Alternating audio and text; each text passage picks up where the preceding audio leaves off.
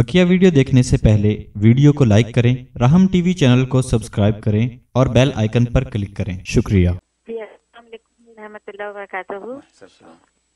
आपको और हमारे मुफ्ती प्यारे प्यारे मुफ्ती साहब को बहुत बहुत अस्सलाम वालेकुम। वालेकुम अस्सलाम। मुफ्ती साहब, आपके प्रोग्राम के हिसाब से तो मेरा सवाल नहीं, लेकिन एक मुसलमान मुआशरे के हिसाब से मेरा सवाल है कि मियाँ बीवी के निकाह के बारे में। कि मुफ्ती साहब, हमारे माशरे में ये होता है कि शौहर बाज़ वक़्त बीवी को मार के घर से निकाल देते हैं और एक एक साल दो साल उन्हें वापस नहीं बुलाते।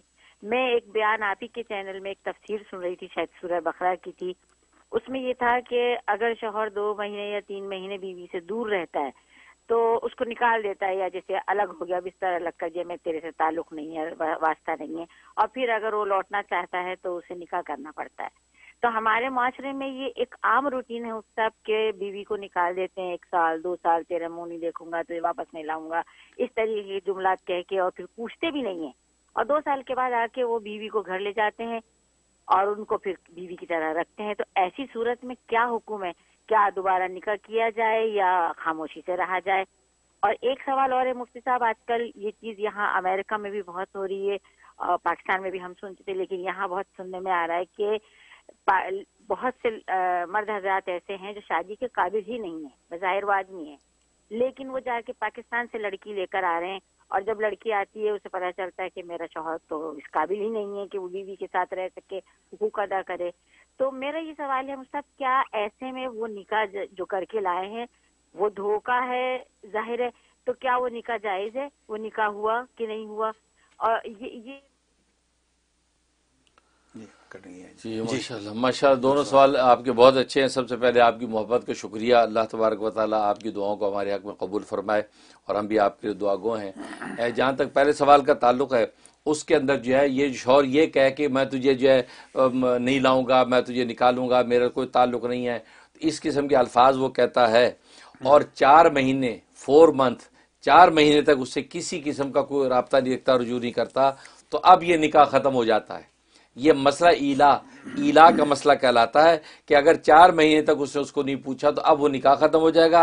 अब 4 महीने के बाद अगर उसको लेने गया, अब ये होगा कि उसको दोबारा निकाह करना पड़ेगा, यानी हलाल शरी नहीं है, निकाह करना पड़ेगा। निकाह करके नए मेहर के साथ बाकायदा अब ला सकता है।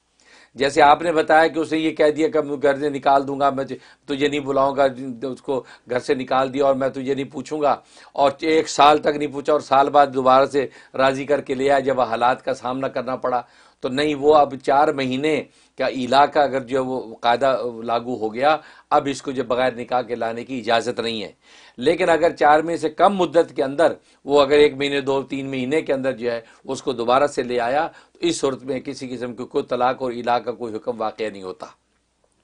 और जहाँ तक दूसरे सवाल का ताल्लुक़ है, तो उसमें यह है कि वो शख्स ने जो है वो शादी कर ली और उसके हुकूक अदा करने के काबिल नहीं था, और लड़की को जब यहाँ पता चला कि ये हुकूक अदा करने के काबिल नहीं, तो इस लड़की को फ़स्ख़ निकाह की इजाज़त है कि अदालत, मुजाज अदालत के अंदर जाकर जो है वो अपना मुकदमा दायर कर दे और काज़ी वक़्त को कहे कि ये शख्स जो है वो हुकूक अदा करने के काबिल नहीं है, लिहाजा जो है मैं जो है मुझे जो है वो इसके फ़स्ख़ निकाह किया जाए।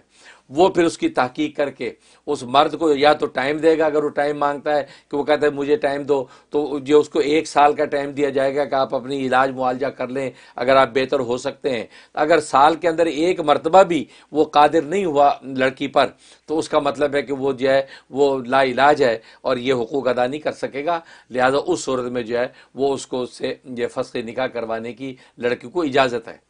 अब रही बात कि पाकिस्तान से लेके आया और वहाँ पर उसे धोखा दिया, मतलब उस शख्स की उम्र को, हाल को देख के अगर वहाँ लड़की वालों का कि आप फिजिकली फिट हैं, सही हैं, उनका नहीं बिल्कुल सही है, ये वो सब कुछ कह दिया, और फिर इस बेस पे निकाह हो गया, और निकाह होने के बाद पता चला तो वो 1 मरतबा भी कादिर नहीं हो सका, तो इसका मतलब ये धोखे पर निकाह हुआ है। ऐसा धोखे पर निकाह हुआ, निकाह नहीं होता, ये सिर से निकाह मुनक़िद ही नहीं हुआ, क्योंकि धोखा जब अमेरिका में आके ज़ाहिर हुआ कि यार ये तो बंदा 1 मरतबा भी इस काबिल नहीं था, और वहाँ पर ये से बिल्कुल झूठ बोला था, और हमारे वालिदैन ये बहन भाइयों के साथ झूठ बोल के अपने आप को फिट शो कर दिया इसने, या जो झूठा मेडिकल सर्टिफिकेट दिखा दिया, لہٰذا جو ہے یہاں جب دھوکہ ظاہر ہو تو یہ نکاح چونکہ دھوکے پر تھا، لہٰذا یہ نکاح سرے سے شریعت مانتی نہیں کہ منعقد ہوا ہے، لہٰذا یہ لڑکی اس کے نکاح میں نہیں ہوگی اور اس سے کسی بھی صورت میں علیحدگی اختیار کرے گی۔